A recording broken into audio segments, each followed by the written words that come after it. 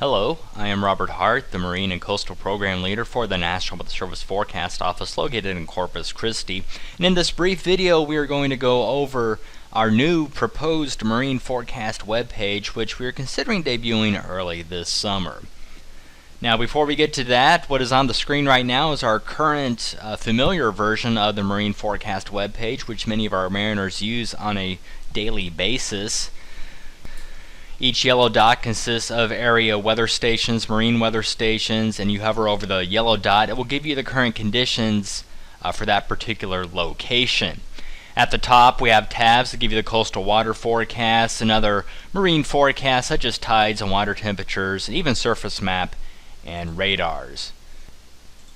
And again, I'm not going to get into too much detail with this map as many of you are already familiar with it. Now, what we are considering with the National Weather Service is transitioning to a more modern, user-friendly marine weather forecast webpage. And now on the screen is what this new proposed version would look like. And I have it centered here along the Middle Texas coastal waters. You'll notice right away it has a much more modern, sleeker design and look to it. On the previous map, all of those yellow dots have been transitioned to purple dots on the new web page, and again, it's still very user-friendly. All you have to do is hover your mouse over one of the current conditions or one of the markers to get the current conditions. Here, let's take a look at PTAT2, which is Port Aransas. You click on it and you notice it'll bring up the current conditions. It will give you all the weather elements, including charts and trends over the past several hours or even days. And again, there isn't really anything too significantly different with this. It's just a new look and feel to it. Maybe instead of current conditions, you're wanting to know the forecast for where you're going to be. Well, in this example, let's say you're heading off to about 15 miles off of Padre Island. All you have to do is click your mouse to where you're going to be going. A box will pop up. It will tell you any hazards or marine impacts that are currently occurring across the area. In this particular example, we have a small craft advisory which is in effect. So it will tell you anything that is in effect or impacting that area. And if you want the actual forecast, all you have to do is click on NWS Forecast and a new box will pull up. It will give you the forecast for the next several days in both graphical and traditional text format.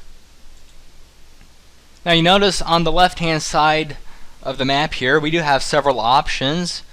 The first is the NOAA Radar. If you click and turn the radar on, it will give you what the current radar data shows across the area. In this example, I have it turned on, and you can see we have areas of light rain across inland South Texas, but nothing over area waters. If we did have showers or thunderstorms over the waters, it would display. And all you have to do is toggle this button on and off. Now you notice we do have the purple shading across the near and offshore waters, and that is indicative of a small craft advisory. If there is a shading, you can scroll down to the bottom of the screen, and here the purple lines up with small craft advisory.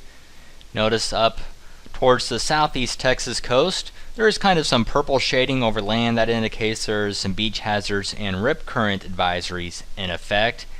And if you don't like these colors, you can certainly turn them off by clicking on and off NWS hazards. Now, another feature is if we have a tropical system approaching the Middle Texas coast, this would display the tropical forecast cones as well as active hurricane and tropical storm watches, advisories, and statements, but at this time we do not have any in effect. You can also switch to other parts of the United States. We also have similar maps for the rest of the Gulf of Mexico and Southeast Atlantic if you're going to make some deep offshore trips.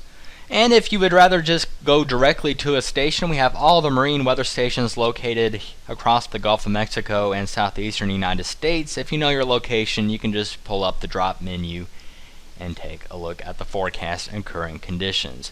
Again, this is just a proposed new updated web page that we're considering debuting early this summer.